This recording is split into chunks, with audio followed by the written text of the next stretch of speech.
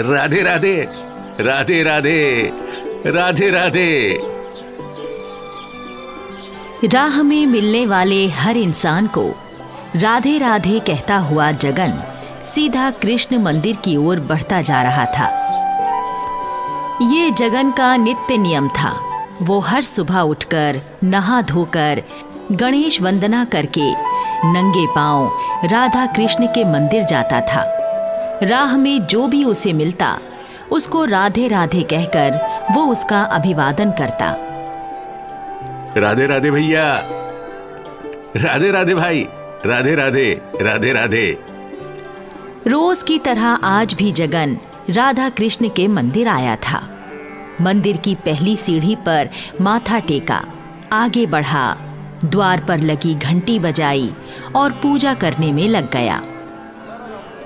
राधे कृष्ण, राधे कृष्ण, राधे कृष्ण, राधे कृष्ण, राधे कृष्ण, राधे कृष्ण। हे गोपाल, आपने अपने सखा सुदामा को गले लगाया था, उसकी सहायता की थी, तो फिर इस सुदामा की तरफ आपका ध्यान क्यों नहीं गया? मैं भी तो सुदामा ही हूं, मैं भी तो आपको सखा हूं।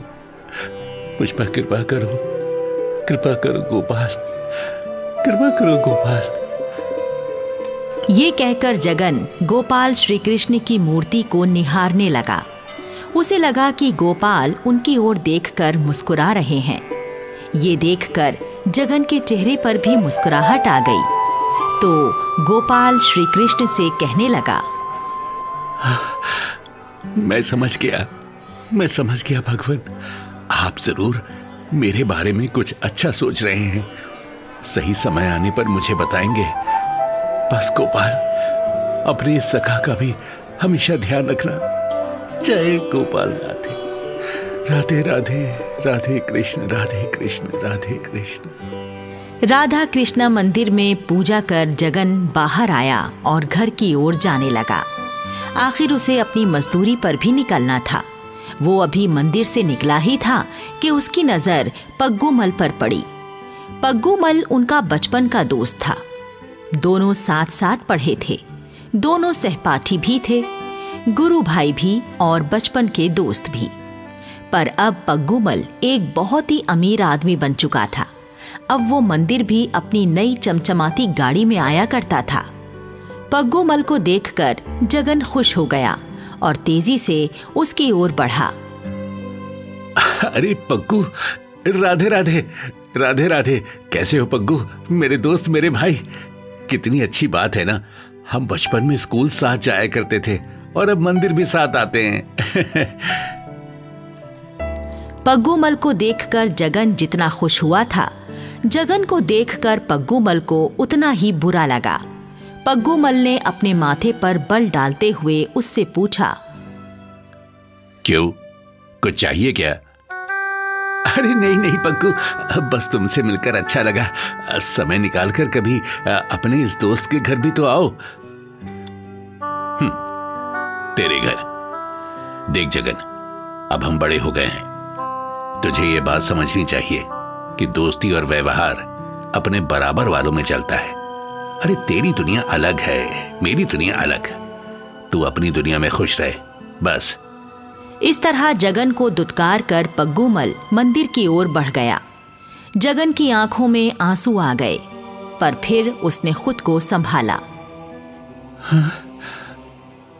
हाँ भाई, तुम मेरे गोपाल की तरह थोड़े ही हो, जो अपने गरीब दोस्त सुदामा को भी गले लगाते थे। मुझे भी तुम्हारे जैसा सखा नहीं चाहिए। मेरे सखा तो मेरे गोपाल है। ठीक है, मैं चलता हूं। इस तरह खुद को समझाकर जगन अपने घर की ओर बढ़ चला। रास्ते में उसे पेड़ के नीचे रोज की ही तरह वो भिखारी बैठा हुआ मिला, जिसके लिए वो रोज ताजा रोटी और सब्जी लाना नहीं भूलता था। राधे राधे भाई, ये लो तुम्हारा खाना। राधे राधे गोपाल जी भैया, तुम्हारा भला करे ऊपर वाला। तुम इस गरीब का कितना ख्याल रखते हो। अरे भैया, ख्याल रखने वाले तो मेरे गोपाल जी हैं। मैं तो बस एक इंसान की तरह अपना फर्ज पूरा कर रहा हूँ। अरे भैया, तुम्हारे जैसे नेक इंसान भी आजकल कहाँ मिलते हैं। गोपाल जी तुम्हारा भला करें। राधे राधे भैया, राधे राधे। राधे राधे। चलता हूँ भाई, काम पर भी जाना है। रोज सुबह की अपनी पूजा निपटाकर जगन अपने घर आया और जल्दी से मजदूरी पर जाने के लिए तैयार होने लगा। जैसे ही नाश्ता खाने बैठा, उसकी पत्नी सावित्री ने उससे कहा, सुनते हैं आपके दोस्त पग्गू मल ने एक और दुकान खरीद ली है। बड़ी तेजी से बढ़ता जा रहा है वो। लोग कहते हैं कि वो बेईमानी करता है, अपने सामान में मिलावट करता है। अरे ऐसी कमाई किसी को फलती नहीं है, पर हमें क्या, वो जाने और गोपाल जी जाने। आप कभी उससे मिलकर बात क्यों नहीं करते? आपका तो बचपन का दोस्त है ना वो।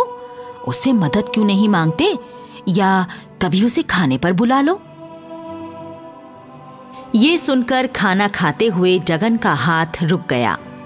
आज सुबह मंदिर के रास्ते में जो हुआ था सो उसने सावित्री को नहीं बताया, बस इतना ही कहा, अरे सावित्री, बचपन की बातें और होती हैं, बड़े होकर सब बदल जाता है। मतलब अब हम बड़े हो गए हैं तो हमें उसी तरह से बात करनी पड़ेगी ना। कहकर जगन ने अपना खाना खत्म किया और बिस्तर पर लेट गया। वो सोचने लगा, काश बड़े होकर भी हम बचपन की ही तरह दोस्त रह पाते तो कितना अच्छा होता। तभी उसके मन से आवाज आई, अरे पगले, जिसका सखा स्वयं गोपाल कृष्ण हो, उसे और किसी सखा की क्या जरूरत है। बस राधे राधे बोल, वही तुझे संभालेंगे। इस बात से जगन को बड़ी तसल्ली मिली और वो सो गया। अगली सुबह रोज की तरह जगन मंदिर से लौट रहा था और सभी को राधे राधे कहकर अभिवादन करता हुआ जा रहा था। तेजी से चलते जगन की नजर रास्ते के किनारे एक जख्मी घोड़े पर पड़ी। वो रुक गया।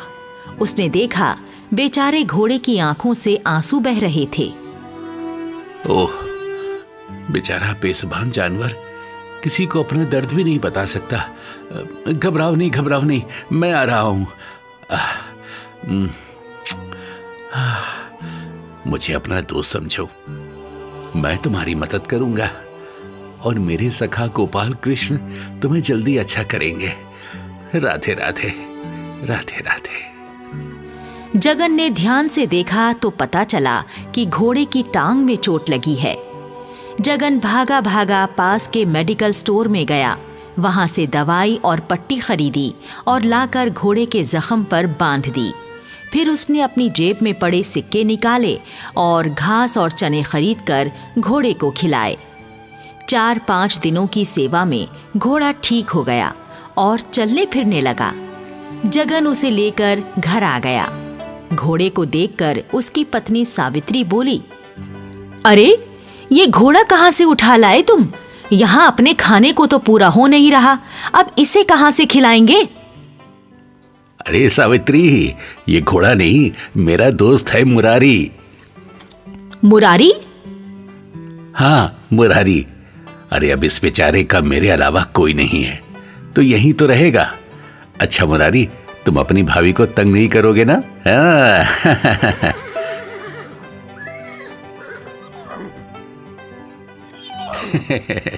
देखो, कह रहा है नहीं करेगा। और इस तरह जगन, सावित्री और घोड़ा मुरारी मिलकर रहने लगे। घर में जो कुछ भी होता तीनों मिलकर खा लेते। कुछ दिनों बाद जगन को पता चला कि गांव में घोड़ों की दौड़ है। जगन फौरन घोड़े मुरारी के पास गया और बोला, क्यों मुरारी, दौड़ में हिस्सा लोगे? जीतना है, तुम्हारे गरीब दोस्त की इज्जत का सवाल है।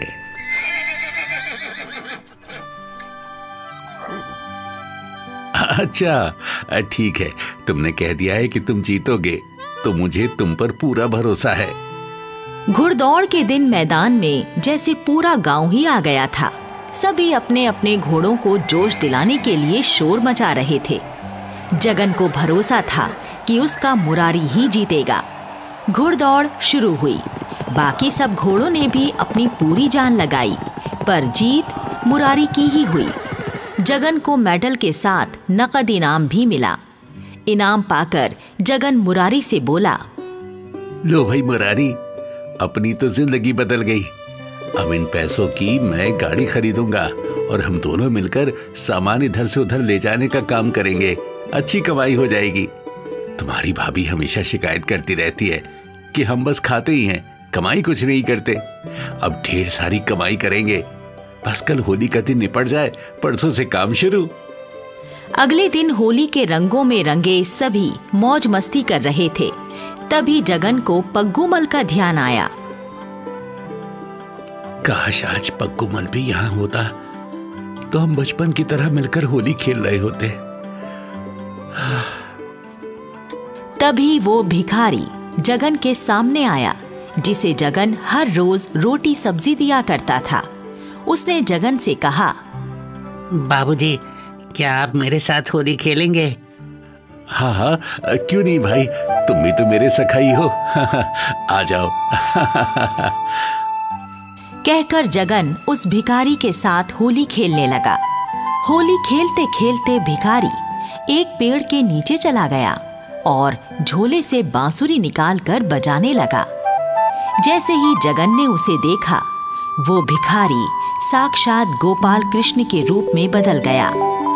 जगन राधे राधे कहकर दौड़ा और अपने सखा गोपाल कृष्ण के पैर पकड़ लिए। जगन, तूने कैसे सोचा कि तेरा ये सखा तेरे साथ होली खेलने नहीं आएगा? तू किसी बात की चिंता मत किया कर, तेरी चिंता तो मैं करता हूं ना। ये कहकर गोपाल कृष्ण ने जगन पर रंग डाला और अंतर्ध्यान हो गए। होली के अगले दिन से जगन और मुरारी काम पर लग गए। उनकी मेहनत और ईमानदारी रंग लाई और जगन भी अमीर हो गया। उधर पग्गूमल की बेईमानी का सबको पता चल चुका था, सो उसका कारोबार ठप पड़ चुका था। उसकी बची कुची इकलौती दुकान बिकने की नौबत आ गई। सावित्री ने जगन से कहा, सुनो जी, आपके बचपन के दोस्त पग्गूमल की हालत बहुत खराब है। उसकी दुकान बिकने वाली है। देखो जी, आप उसके बचपन के दोस्त हो, आप उसकी मदद नहीं करोगे तो कौन करेगा? हाँ, ठीक कहती हो सावित्री। पग्गू कैसा भी हो, है तो मेरे बचपन का दोस्त ही। मुझे उसकी मदद करनी चाहिए। वो पग्गू के पास गया और बोला, पग्गू मेरे दोस्त, लो ये कुछ पैसे रख लो और अपना काम संभालो। और हाँ, ईमानदारी से काम करना। बेईमानी से सिर्फ 1-2 दिन का फायदा होता है और ईमानदारी से पीढ़ी दर पीढ़ी। पग्गूमल की आंखों से आंसू बहने लगे। उसने जगन को गले लगा लिया। जगन मेरे दोस्त, मेरे भाई, मुझे माफ कर दो। अहंकार ने मुझे अंधा कर दिया था। इसके बाद पग्गूमल और जगन बचपन के दोस्तों की तरह रहने लगे। इस कहानी से हमें ये सीख मिलती है कि बचपन की दोस्ती को कभी हैसियत के तराजू में नहीं तौलना चाहिए और बचपन के दोस्त की मदद करना हमारा फर्ज होता है।